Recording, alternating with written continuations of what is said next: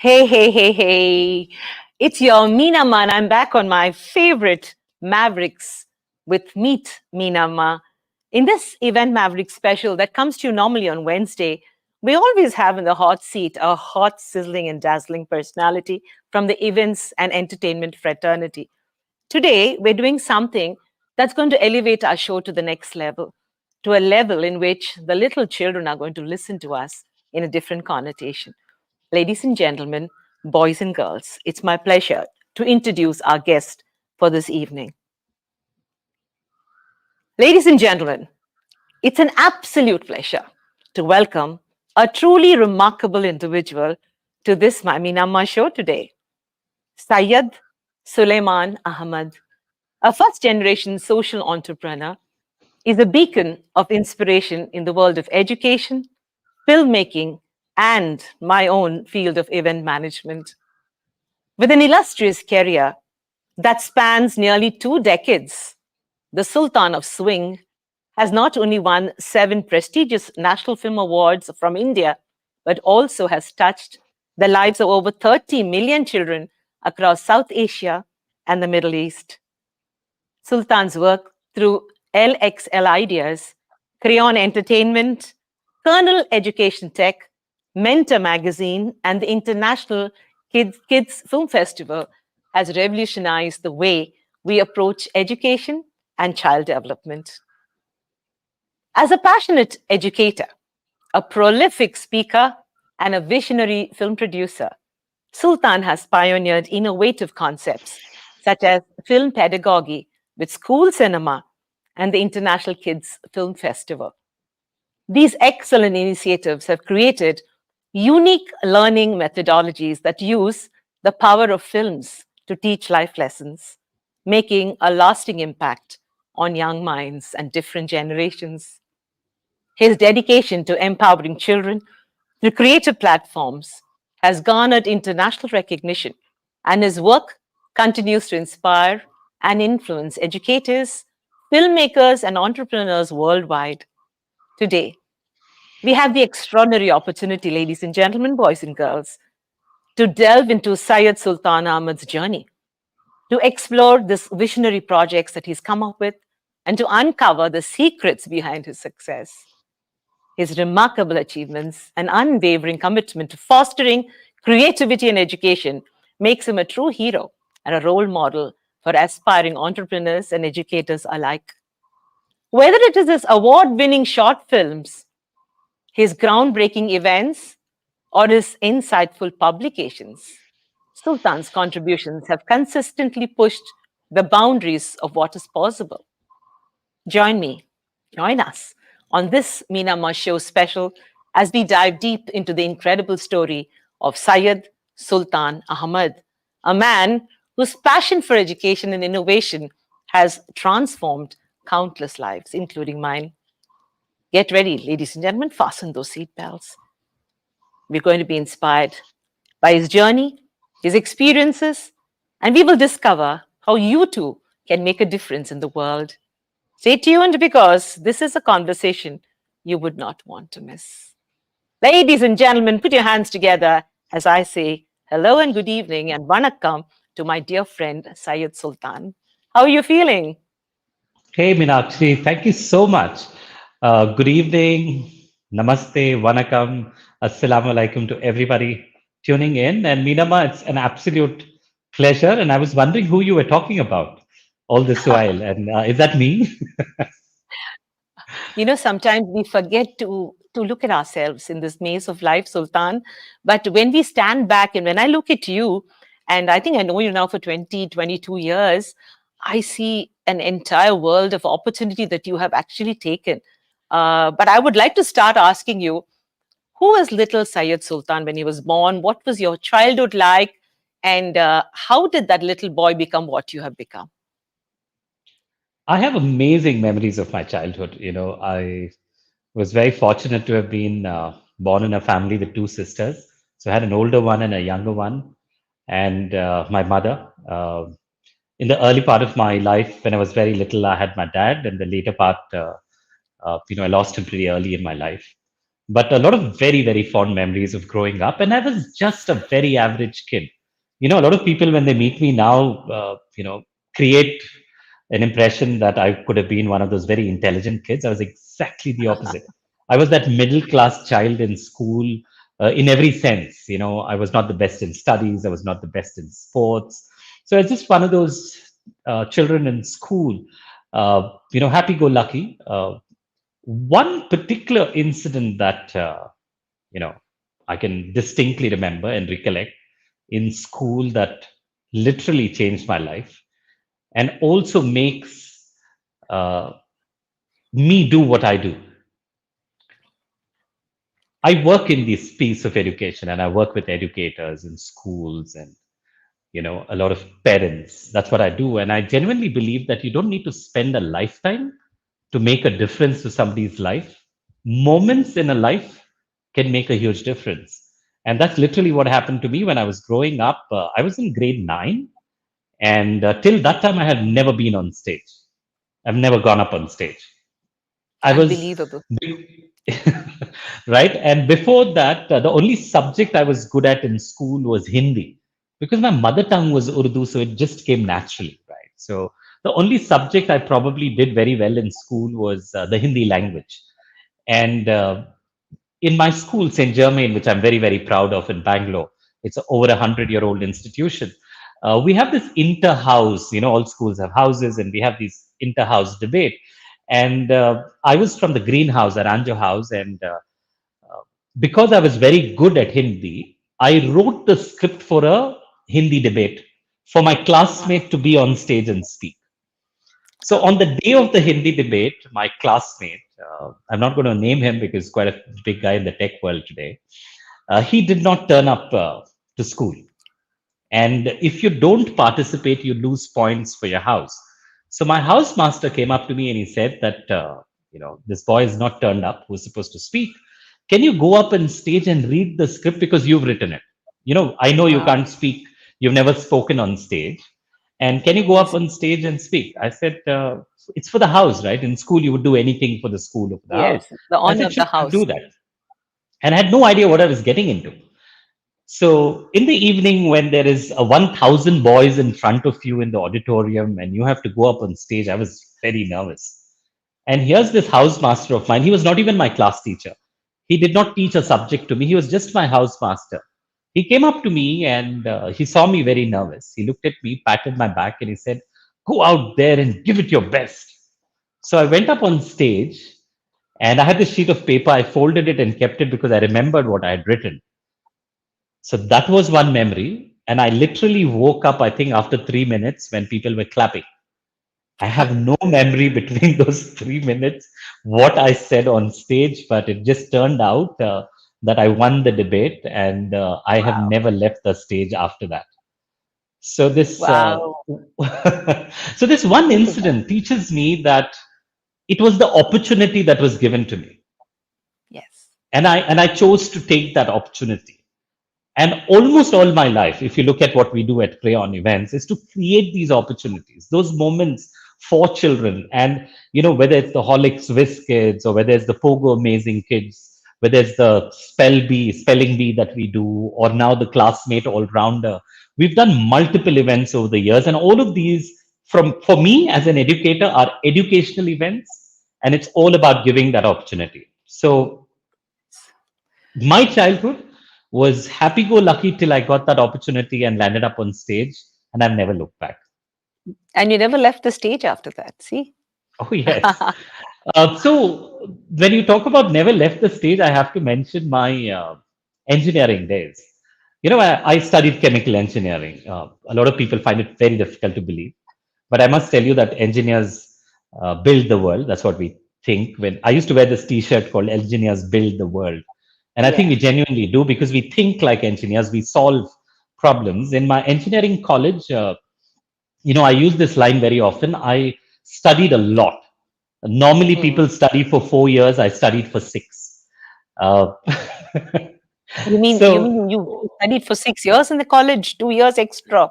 Okay, wonderful. yes, because I failed for 2 years in a common man's language. But Wonderful. the good Ah, thing was, For 6 years, I participated in inter-college competitions, Ah, whether that was it's a debate, carrot. an Ah, elocution, an extempore, or just a minute, mad ads. I was there on every stage in Bangalore, in Chennai, in Bombay. And I don't remember, there was a season, at least 2 or 3 years, I don't remember, losing any competition. So wow. I just loved the stage and I participated from college competitions to being on theater, then getting onto All India Radio, then doing a lot of events on television and on live stage. I've done more live stage events than most people can widely imagine and met more children. So stage has Yeah. been my second home. Wonderful. Syed Sultan, most of us, when we start our journeys as event managers, we go in for the typical commercial events, corporates, or whether it's a wedding or it's a social event. But Syed chose education. Now, I would like to remind everybody about the 1950 Journal on Education written by A.L. Modelyar. He said, "Education is a botheration for the population of a nation whose major occupation is cultivation."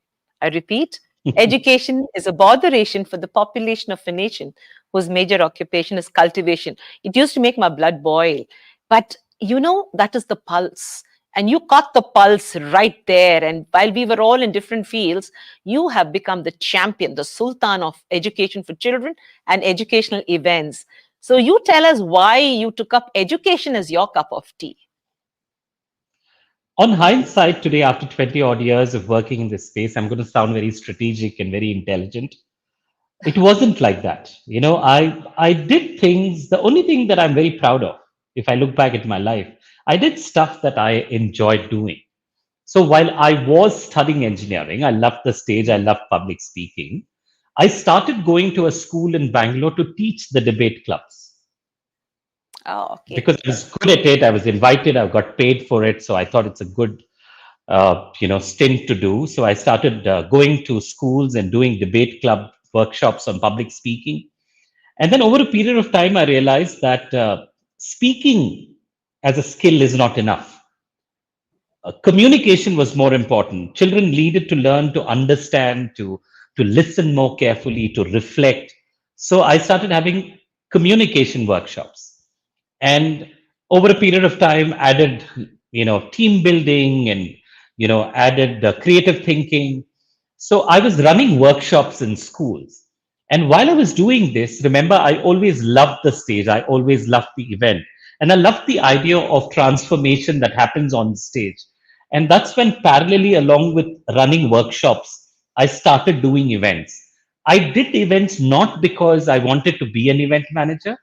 I did Yeah, events because even today, I believe that's the best way to educate by very by true. creating platforms, by creating opportunities for children to expose and express their talent.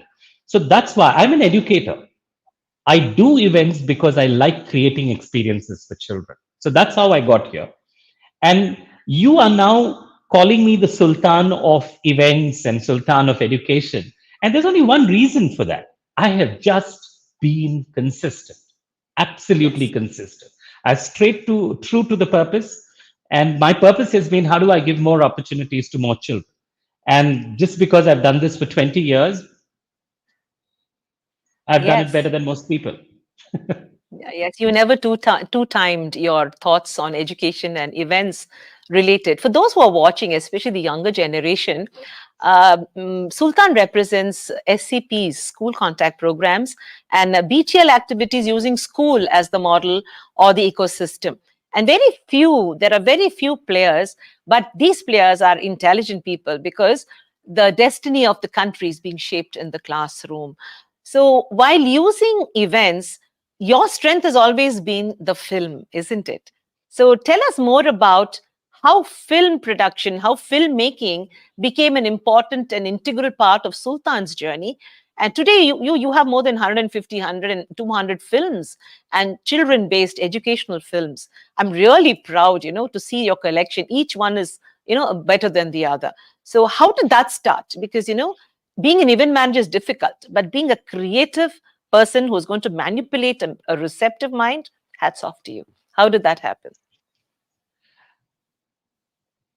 I was running two parallel organizations. There were literally two different companies. One was Krayon that did events, and then the other one was EduMedia, which is now called LXL Ideas, which predominantly did life skills training. And I was facing a problem of scale. There was a point Yeah. around 2010, 11 when we were the largest life skills training company in India. And we were training across the country, almost 100,000 children. But my problem was I was not enjoying that process. The reason Okay. being that I would create the best module and give it to an individual trainer to go into a school, and every trainer would deliver it differently. And this is a challenge for most, schools, most training organizations, where consistency of quality is a problem. And I was getting really, anxious and tired trying to train and make people better. On the other hand, the attrition rates are they're just going through the roof. So you get somebody, nurture and train them over a period of a year, and then they move out, and then you have to find somebody else. So I was looking for a medium that could communicate, that could teach, that could impact, and yet be scalable and consistent in quality. I tried many things, and I think the best and the most effective medium that came to my, through my experience was film. I just want to share a couple of insights to you, Meenakshi. Yes. I've used all kinds of experiential medium to teach today, varied ones. And cinema is by far one of the most powerful and the simplest one because you don't have to explain to people what it is. It's a medium the whole world knows. On the Mm. other hand, cinema is a beautiful blend of audiovisual, storytelling, entertainment, and emotions. It's a beautiful mix of all of this. And as a teacher, I can use any one to teach. It's a very impactful medium. Today, with a lot of authority, I can use this term that we have relegated one of the world's most impactful medium to Wow. entertainment. We actually call it the entertainment industry. We rarely Yes. use it for education. So, for me, and the past decade has been a journey of trying to reinvent the idea of cinema and reinvent the idea of distribution of cinema. So, what gives me pride, and for me and my team, is not just we made world class films, we've definitely won more awards than anybody in this country having made children's films, but the fact Yes. that today we are a part of the curriculum. There are 1 million children in India today. In their timetable, they have a subject called school cinema and they watch our films. They don't just Yes. watch our films, they debate it, they have a workbook, they have online activities that they do. So I think that's what we did. So, for your question, how did cinema come about? It was I'm walking a journey, and these were different milestones, and every milestone has taught me something. And if we keep our eyes and ears open, there is so much to learn. And my learning told me the direction of cinema is very impactful, and that's why I'm walking this direction today. Fabulous. I still remember, Sultan, you made your first film, and then all of us in the entire ecosystem of events, we got calls from you saying, push it to principals and teachers, and we actually literally did that, and we walked the path with you. I remember that first film, and people were wondering why are we trying to push a film or an event manager. But today nobody asks because the doors just open up. You've become your signature is so clear. But when you make a film for a school or a child in a school, what are the parameters? There are so many things, and there are a lot of sensitive issues also which you cannot delve on. Having said that, how do you? I want to know how do you select the themes on which you base your films? Do you get support from the ecosystem of the teachers or the educational department? Because in Karnataka, you're a hero. I mean, I've seen the way you worked. So how does that work for you? Where do you get your inputs? Actually, I want to take a step back and tell you what's the difference between the films we make and what the films in general the industry makes. Normally, the films that are made by the industry, the entertainment industry, is a creative expression of an individual. There's somebody who wants to tell a story and something that they're deeply passionate about, and then they put this out and very beautifully crafted this as a script, and that's how the film is made. For us, it's the other way around. For us, it's about what issue is impacting a child.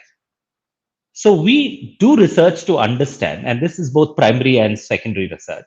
directly with teachers, principals, parents, students, as well as secondary research on what's happening, trends around the country and around the world. And then we pick up those issues. For example, post COVID, you have an entire Mm. generation that has gone through a trauma, and True. it's an important Yes. word to remember. Children went Mm. through trauma for having been locked up at homes for 2 years. And how is it Mm. impacting their post-traumatic, challenges that they went through? So we've made a Mm. film on mental well-being for children. So you do Yeah. research to understand the issue. Once we get the issue, then we float it out and ask, this Writers Guild, and float it around multiple platforms across the country, and we get innumerable concepts.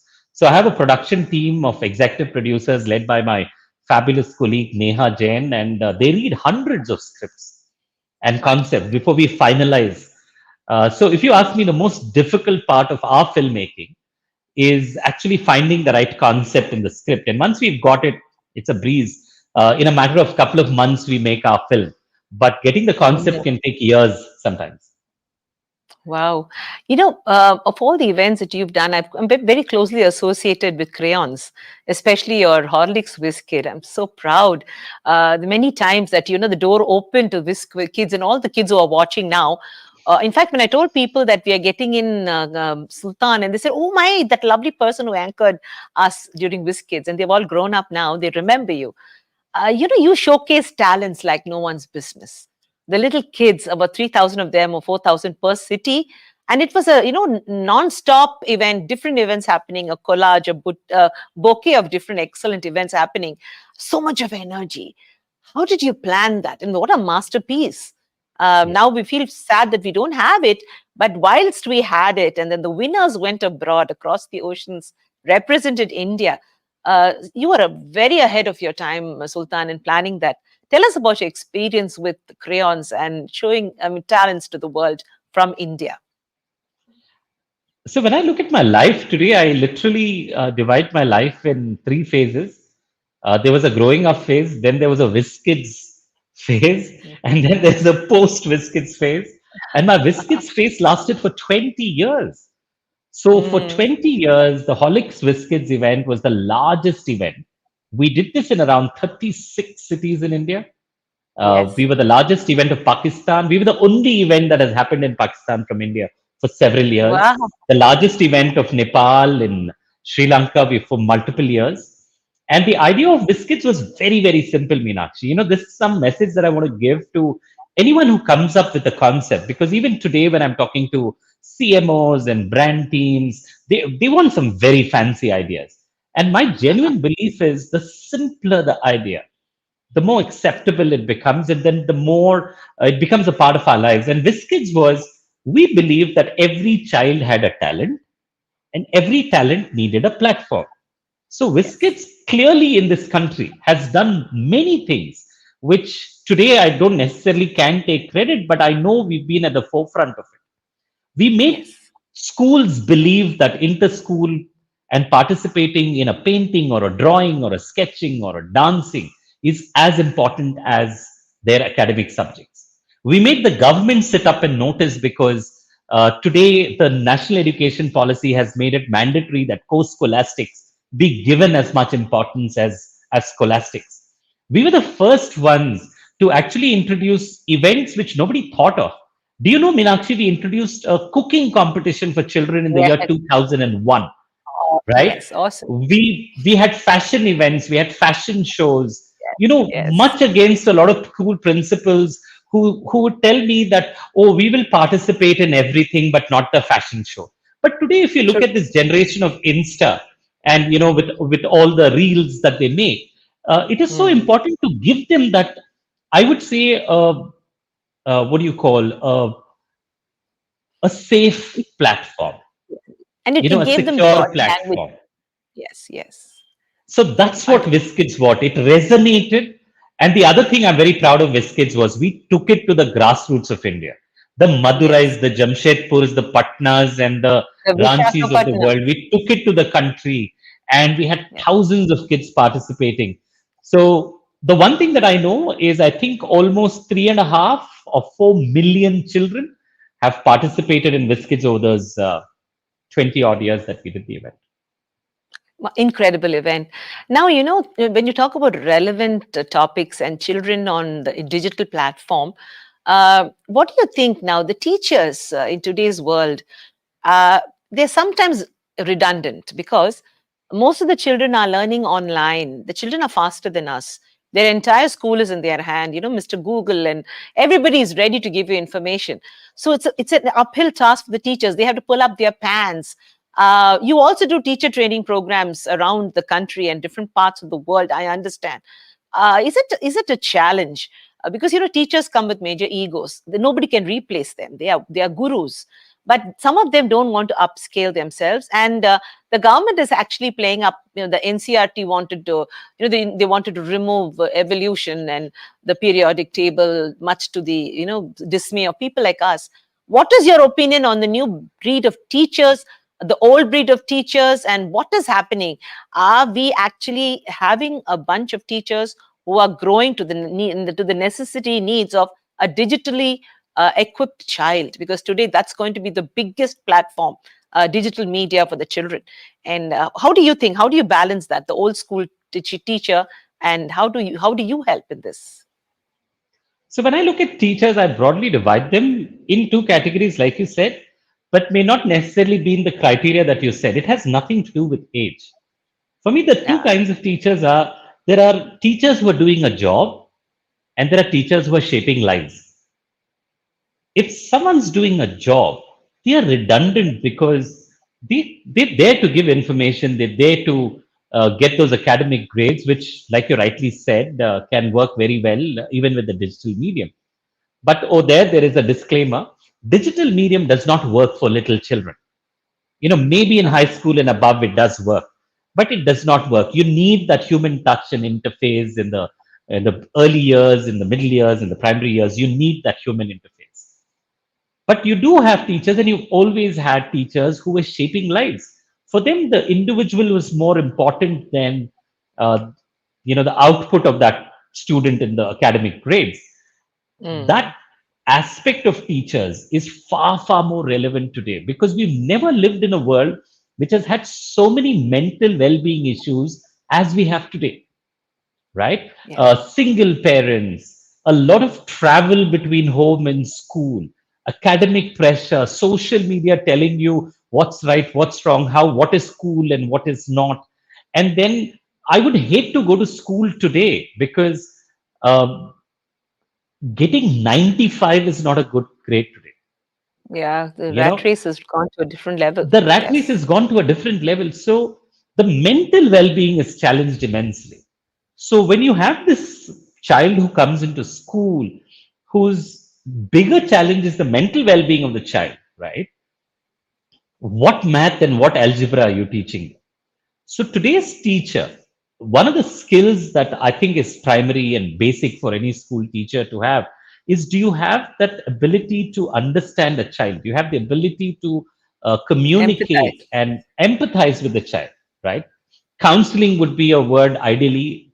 I would want Mm. all school teachers to be counselors first and then teachers next. So that is a challenge. And Meenakshi, if you ask me, uh, school owners, principals, it's a massive challenge, right? But yet, hats off to those leadership in schools who, in spite of all the challenges, are still pulling it off. And I think sometimes parents as a community can be very unfair because they can be very nitpicky.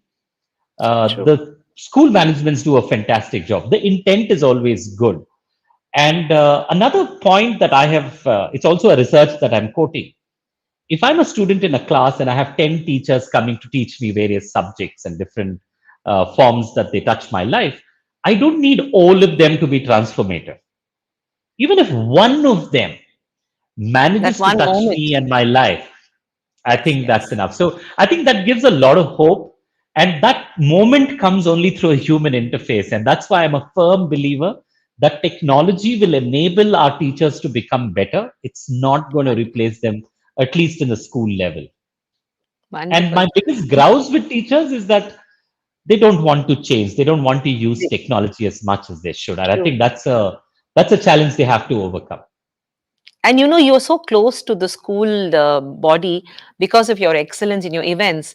I think it would make a lot of sense if you also, you know, appeal to the owners and government to touch the teachers with your excellence in digital enterprise, and you know how to upgrade themselves. You must be doing it already, isn't it? You must be creating programs and trainings for these teachers. Yeah. So if you look at the policies that the government makes, both at the central level, at the Ministry of Education, as well as at the state levels, our policies are brilliant, and it does talk a lot about modernization, using technology. In fact, government spends a lot of time, money, and efforts in digitizing classrooms across the country. I think the challenge Mm. remains the acceptance of the educator and also the demand of the parent. The parent does not want education. The parent wants academic grades because universities want academic grades. So I think if we can change that one criteria, where most countries do that, US does it, a lot of the European countries, Australia does it. You don't just look at academic grades and give admissions to children in universities.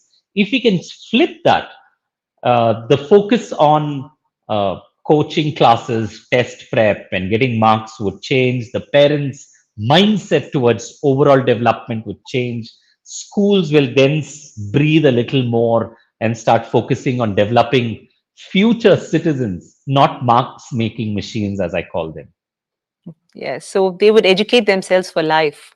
The classroom is life here, and not just a small room where you learn to get your degrees, isn't it? Absolutely. In fact, my company LXL Idea is a acronym for the word learning the X factor of life. We Oh, have to wow. learn for life. You're not learning to get a livelihood. You're not learning to get a job. You have to learn to live a better life, and that's the focus of what we do with my organization as well. Wonderful. Sultan, I also saw that you are publishing a magazine called Mentor, isn't it? It's pretty good. I read your bio data, went back and checked. It's very well done. But how do you select the themes?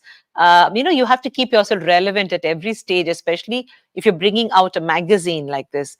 So how do you select your themes? And it's very important for event personnel and people like you in the educational events to keep abreast, to keep their finger on the pulse and to give that publication the correct points of interest. How do you do this? Very early in my career, Meenakshi, I realized that I don't know it all, right? And I was going to schools and telling them how to do education better. So I'd always look at the mirror and ask myself, so who are you and who gave you the authority to change the way education happens? So I have, for almost now 20 years, 25 years, been on a journey of learning and growing as an individual. And my learning happens in two very diametrically opposite directions, which is what people look at it. There's a formal part of my learning, and I've done my you know neuro-linguistic programming from the person who launched it. I've gone to done my entrepreneur masters at MIT at the Sloan School. Wow. I've done in University of Westminster in London. I did media pedagogy. I've gone to Harvard Graduate School of Education.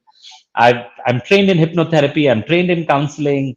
I've done multiple things. I've went to Dale Carnegie to be a master trainer. I've done all of that. Wow. But Wonderful. those were done because schools love degrees, right? So when Yes. you're introducing our chief guest, our resource person, they love those degrees, and that's why I did those. But my real learning actually came from my travels. I can Mm. safely tell you that I've seen more of this country than most people can wildly imagine, and I genuinely have seen this country in and out over 20 years. I've traveled 59 countries today, Is right? that the biker that I met a few years ago? Is that the biker who did it for you? Absolutely. And, Mm. my stage, I've been on theater, I've done a lot of events. Oh, events has taught me more about life than most things have. So, all of these learnings have taught me that the world outside has more knowledge than me. So, for your question on Mentor Magazine, I have a fantastic team that does a great job. I also have a panel of advisors. These are principals from different parts of the country. And today, there's a lot of information that's available out there, both on the internet as well as in the print, where you keep your eyes and ears open, you understand, and you know what are the trends that are happening. And that's how we, if you ask me, our inspiration comes from the world outside, from the educators. We give them what we want, what they want. And that's where we choose these topics from. And it's exactly what we do with our events. Whenever we're curating an event, we're giving what the children want. Wonderful. Now, you've won so many awards. If I start telling people, my show will go on and on. But more than 200 films, national awards, international awards, film festival awards. You've been there, you've seen it, you've done it. How does that rebellious boy who flunked his engineering feel when he stops at the crossroads and looks at his shelf full of awards? How do you manage? How do you feel when you see your awards today? I recently met a friend in Dubai. We were friends in an engineering college. And we became friends because both of us did a strike. So he used to boycott classes in his school, college, and I used to boycott at my college.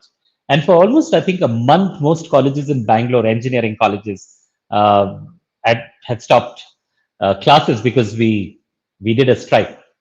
And at those days, I remember, I think the one who's my family and my closest friends were the one who, I would say, my family and relatives were the ones who were the biggest hurdle for me in my career. And now, when I see my mother being very proud of my biggest achievement, is that my mother is very proud of my achievements, and my friends who look back and the ones who studied very well in engineering college, they all feel very proud of my achievement.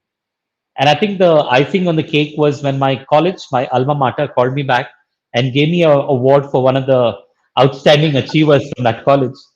In But that did they speech, I remember was you? telling, They oh, remembered they what did, you were. they did, I did, and I made sure in my receiving of the award speech, I reminded them saying that I had 19% attendance in my final year, not 90, 19.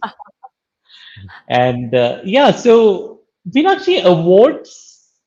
Uh, Also, my life has been a massive roller coaster, both personally and professionally.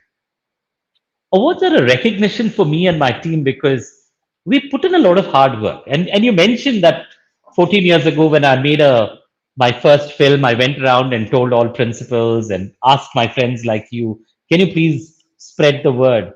It was Mm, not easy, yes, right? And these awards reminded me, and they came at the right time, saying, you're on the right track. You're not true. successful commercially, you're not making money, you're losing money, business is not doing well, but you are on the right direction. So for Wonderful. me, I have always looked at awards as a beacon of hope in the right direction. And that reminds me and my team that we are on the right direction.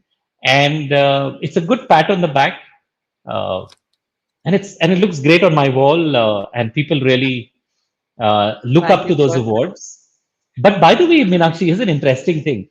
Both in my events, and I think at Krayon we won more events in our space than anybody else, and same thing with our films. My best work does not win awards. It's always like that. Murphy's Law. It's Murphy's Law. So if Yeah. somebody says, this film of yours won the national award, I'm like, you have no idea. I've made much better films than that. So awards are a wonderful recognition for me and my team. They're important. I will never say I love it. In fact, I keep telling my team 7 national awards. Let's go out there and get the 8th one. I keep saying that. But what's important for me, my biggest award actually comes from school teachers, from school students who watch our Yes. films. And when you hear their feedback, I think that's my biggest award. And for my events, I meet students who participated in a 1 day event 20 years ago, and They they never remember forget. the event. And They that's never those are forget my you. biggest awards. Yes. So that's my biggest Yeah. awards. Yeah. Sultan, you exist in different verticals, right from the domain of film education to education to event management to publishing. There are so many verticals and domains in which you exist and do a good job. How do you get personal fulfillment from these diverse roles, and how do you manage to keep yourself motivated? It's. I mean, all of us are mad. That's why we are in events. We are infectiously mad. But what does Syed Sultan do to keep himself and the energy burning in his stomach? If you ask me, I don't know if I set a higher benchmark for myself or I'm being too hard on myself. I don't think my best has still come out. I genuinely Wonderful. believe there's just so much more that I can do. And on the other hand, I also believe, and I tell this to my team very often, that we live in a very substandard world where people are happy with chalta hai. They're just okay Compromise. with any and compromising and any standard. And the moment somebody like me does a little good work, then they start thinking that you've done a great job. I don't think we do very great work. I just think we do better work than the world we live in. So my best is yet to come, and I think I'm. What keeps me motivated is how do I make the work that I'm doing, whatever in whatever space that I do, better. And on the other hand, I get bored. I think a lot of people will relate to that. I get bored doing the same thing over and over, You need right? you need to So I reestablish am yourself. reinventing myself. And Oh, I see that with a lot of, for example, MCs. I started my career as an event MC. I think I can yes, host events better than most people can do. I've done that. yes, But I did not stop there because after a yes, point I got redundant. In my head I got redundant. When I saw that there were others who did it as well or better than me, then I started producing events. Then I started making films, then publications, now research, now advisory. So I'm reinventing myself. And I think it's very important, especially for event managers, for actors. Oh my God, how I wish a lot of my actor friends, who started 20 years ago, they're stuck there. They've not yes. reinvented themselves. And look at you, with the kind of multiple hats that you wear, Meenakshi, you are reinventing yourself. So to answer Mhm. your question, how do I keep myself motivated? I'm still to do the best work that I am capable of doing, and I'm trying to reinvent myself. And both are so difficult that I'm still trying to learn how to do it better. You are amazing. You are amazing. I see how simplicity is so complex. Thank you so much. What advice what advice would you give to aspiring social entrepreneur? I would not call you just an event man. You're a social entrepreneur. You actually drive home messages through your events, your activities, whatever you do. There is a model, there's a value, and everything is for that little child whose hand you're always holding, in the journey of life. So, what advice would you give to others who would like to also be like you? The world is a world of technology. There's so much happening. The world has become a global village. Things are easier than they were when we both started. Is it? So, what at this stage? What is the drive that a person has to pick up to take his car forward in this lane of excellence in social entrepreneurship? A couple of thoughts come to my mind. I wouldn't call them advice, but when I was growing up, I grew up in a typical Muslim family where a lot of my value systems came from my mother and my father and the family around. And one of the values that are very integral to being a Muslim is the idea of zakat and the idea of giving to society. And, somehow we've kind of relegated it to giving money to the poor. But I remember very distinctly, understanding the concept of zakat and sadaqah, which is uh, money is valuable for you and me, but for the Almighty, He's not going to ask you only about money, Maybe. right? So they're going to, I mean, I believe that if a talent is given to me, I'm going to be questioned on how did you use your talent. If a skill is given to me, I'm going to be asked, how did you use your skill for the benefit of the people around you? Very So true.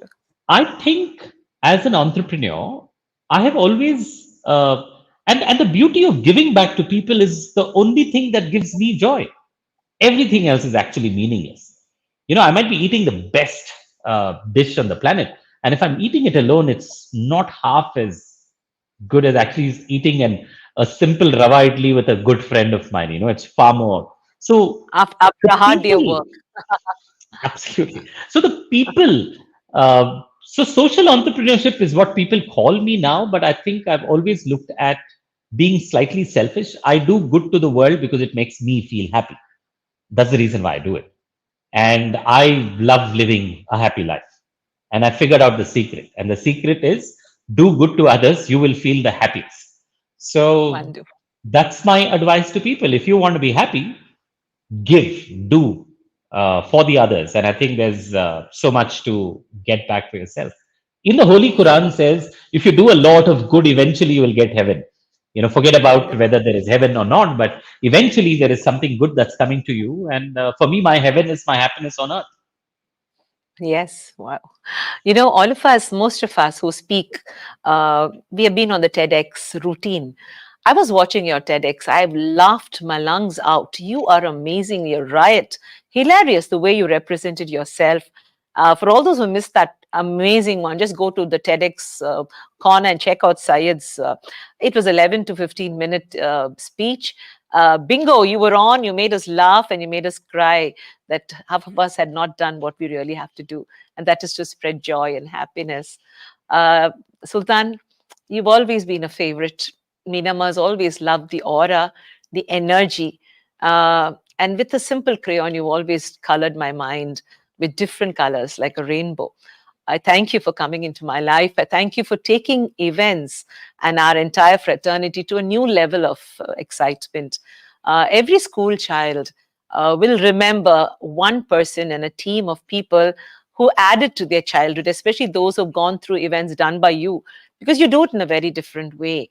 And for all those children who are watching us and remember Crayons, LXL, the movies, the cinema, and of course, your bro, Syed. This one is dedicated to you, to the country India, to everybody who's trying to make the classroom the happiest place on earth. Wonderful having you with me. And I think we've finished our time, but we can speak on and on. And we have with us some of our friends, young friends, I guess, who've come with a lot of questions. I request the Blue Tick company that is managing Meenamma to kindly give us the questions if we are ready. I'm sure Syed is just waiting to, answer you all now. Hi, it has been amazing till now, and it's what a wonderful story we heard from you about the journey, and it's so inspiring for all of us. Uh, we have few questions. Um, First question is from Kumar Khanna. He's asking, what techniques or methods can be used to keep students motivated and engaged in continuous learning? How can we foster a culture of curiosity and lifelong learning among students? I think one of the challenges of education is why I study what I study. And, especially when you are 11, 12 years, logical thinking kicks in. And that before that, you don't logic. You just listen to a lot of what parents say and what your teachers say. And after that, logic starts kicking in. It is that age where a lot of students have no idea what they are studying and why they're studying what they're studying. So I think it's very important. As I've been a part of the NCERT, I was an advisor there for several years. Every single subject in school has been included, and every chapter with a purpose and a reason. Unfortunately, most teachers don't understand that, and the parents don't know. So one of the key things is to explain to the students the importance of studying what they are studying, right? And the second one is the joy of learning is killed with the anxiety of the exams. So I think as a parent or as a school, as a teacher, if we can differentiate between the two, what do we want our students to do? We want them to learn or we want them to crack an exam? And they're two very different things. So the joy of learning happens by doing. So one of the best ways of inculcating the habit of learning and continuous learning is whether it is math or physics or science, can we allow children to do things in the form of projects, in the form of excursions, in forms of visits, in the forms of different people coming into the classrooms and talking to the children about those topics, instead of just being a boring lecture or some animated video on screen? I think when children realize the joy of understanding a subject and the practicality of making it happen in front of them or doing it experientially, if you can use that word, I think that's when they get excited, and it's a habit. And once you walk down that path of enjoying learning, it's going to be a lifelong journey. Thank you Wow. very much. Thank you. Yes, indeed. It's once we enjoy, it becomes a lifelong learning. That's the very truthful line altogether. We should always take back home. Thank you. Next, we have Shoaiba Khalid. She's a filmmaking student from Jamia Millia Islamia University, New Delhi. She wants to talk about filmmaking, about your first film and your experiences and memories of your first filmmaking journey, and how easy, how difficult, how inspiring was your journey of your first film. Oh, you saw me smile at that question. I'm from Bangalore. I was an event manager. I was a public speaking, communication, life skills facilitator. I don't come from a fabulous school like Jamia Millia or FTII, where they study media and film. And I had no clue about making a film.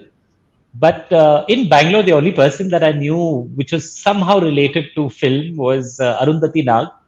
Her husband Shankar Nag was a legendary director who made Malgudi Days.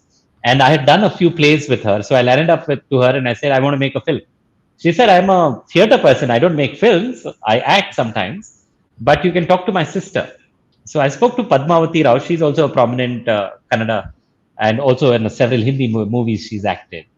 So I convinced her to make my film in Bangalore for a very small budget. I don't even remember, was it 2 lakhs, 4 lakhs, something like that. A very small budget. This is 2010. And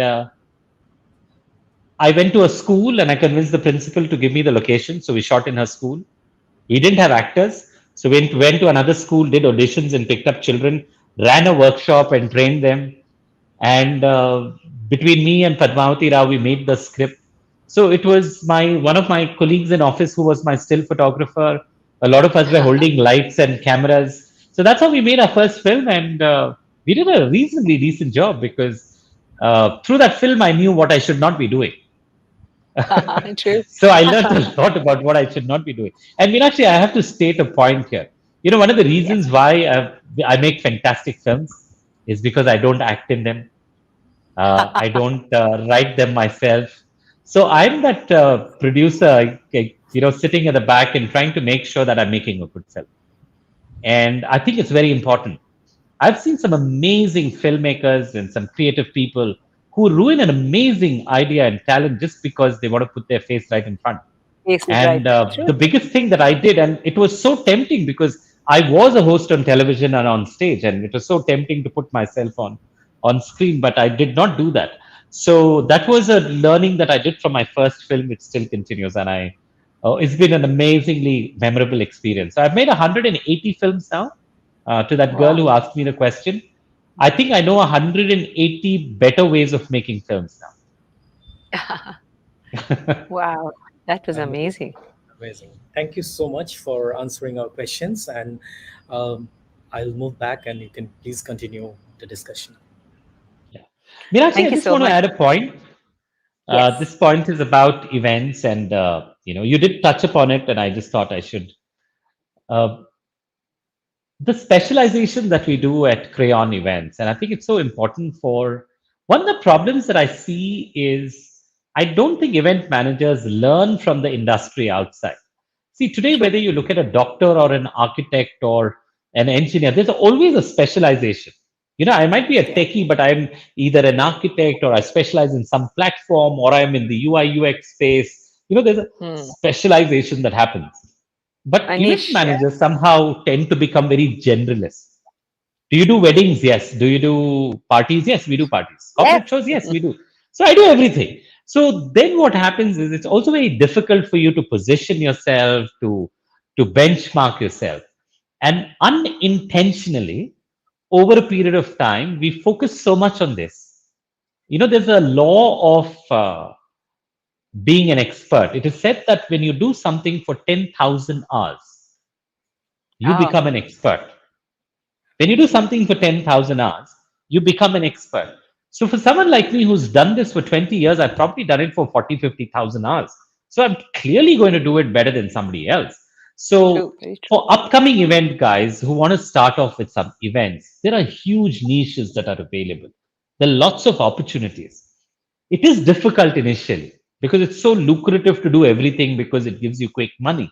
But if you want to True. walk that long distance, I think it's important to stand up for something that you truly believe in. Either it's going to be very creative weddings at a budget price, or it's going to be, something specific or corporates which is about team building. Something as a niche. I think that's when you will be recognized in the long run. You hit the nail on the head, Sultan. This is something that I've always felt strongly about, because many of us stray and drift and don't specialize. So for all the young ones there, remember, somebody might tell you that you can be everywhere, but when you're everywhere, you're nowhere. Thank you, Sultan, for teaching us so beautifully this. Also, uh, most of us event managers and creative people, uh, we tend not to have a personal life. Our personal life somehow just becomes part of the whole story. But I see you actually, keeping time to discover yourself. You're a biker. You go out. You enjoy the moments of life. Do you strategize this? I mean, it's very important that all of us don't lose ourselves in trying to find ourselves. How do you do it, Sultan? Oh, I think if you look at my schedule for the week, for the month, you'd be very surprised. I don't work for more than 4 days a week. I've never worked, even in the peak of my career, in the evenings, because very rarely my events have happened in the evening. It also helped because school events cannot happen on weekends normally. They happen during weekdays and they get over at 5. But on the other hand, I think it is really, really important. One of the reasons why I still believe it's the beginning of my career is because I'm so fit physically, also, and mentally. So my physical fitness is like a habit that I have to work out. It's a habit that started in school, and it's not a fad. I've never been on a diet. I love my food, but I love my workout as well. Hobbies, and I genuinely believe that are the ones that keep you alive. So whether it's my horse riding, my bike riding, I love music, I love traveling, I love food. These keep me alive, and I genuinely believe that when you are happy, you do good work. And if you want to do good work with children, you had to be happy. So being happy is a part of my job description. Happy people do Mhm. happy work. So you would Great. never hear me say that I don't have time, Meenakshi. Actually, I was quite surprised when I asked you before the event started today, the interview. I asked you, so was it a busy day? And you said, no, none of my days are so busy. And if anyone looks at the awards and the kind of work that you do, they would think that, what is he saying? This is so contradictory to what we would imagine. But I see that you're chilling out, doing what you do best in the best possible way, and you actually prioritize yourself. And that makes it very special, isn't it? Yeah, I think you said the word. The idea is priority, right? If you know exactly what is important and what is not, otherwise you can be busy doing a lot of things. Sometimes I can be busy just deleting my mails from an inbox for a few hours and think that I'm very busy, right? So there are people who can do that. I am a master at delegation. I have learned that art like I don't know of many people who delegate things. I can delegate everything, right? Apart Wow. from a few things that I have to do with my girls and my wife, and some of those things, I can delegate everything, and I find a way, because I tell people that if I land up doing that, I won't have time to do the focused work that I need to do. So I delegate very well, which gives me a lot of opportunity. The second thing is I have learned the art of teaching people and allowing them to make mistakes. Because one of the Hmm. problems with event managers, especially, and even filmmakers, I notice, they want to do everything because nobody else can do it as well as they do. But I have learned something that if you can learn how to delegate work effectively, you're not just saving time, but you're also nurturing and creating an individual Exactly. Very good. whose quality is getting uplifted. So how I make time is I make an effort because it's in my head. I want to be happy. I am very good with delegating, and I like teaching people because I'm teaching you. I can also delegate work to you, so it works. Yes, wonderful. So, for all our listeners, we've just met a guy whose izzat was in the mitti when his mother discovered him not being anything. But today, He's the pride of the event management fraternity. He's a brother whom we all look up to, much younger than us, but he has rode well on his bike of excellence. All of us can dream, but there are very few of us who can change what image people have, and that's the challenge of life. Syed Sultan Ahmed, naam to suna hoga. Go check more out about this man because he's not just somebody. He is going to be the spark that is going to ignite an entire world of excellence. Thank you, Sultan, for swinging in and making this wonderful interview so meaningful. It's a dream come true for Meenamma, and I bless you and wish you all the happiness in your personal life, your professional life, and all that you touch may turn to gold. Thank you so much, Meenamma, Dr. Meenakshi. It was an absolute pleasure to be here and share, a lot of anecdotes of my life, which probably have not shared ever before. So thank you for bringing that out. It was a pleasure. And you're doing some amazing work, not just here, but across different facets of your life. So all the best to you. And you've been an inspiration and you continue to be that. Good luck to you. Can I be cheap and ask you to do something? Yes, please. You have about 1 million fans who will be watching this in the course of time. Tell them to subscribe to Meet Meenamma because Meenamma is coming up with new stories every day. And I would love to have the support of not just all those kids, but the goodwill of people like you as I travel this journey of life. Absolutely. My best wishes to you, and I genuinely want to state this to everyone who's going to be watching this. There's a lot of crap out there which people watch 1 million times and make them popular.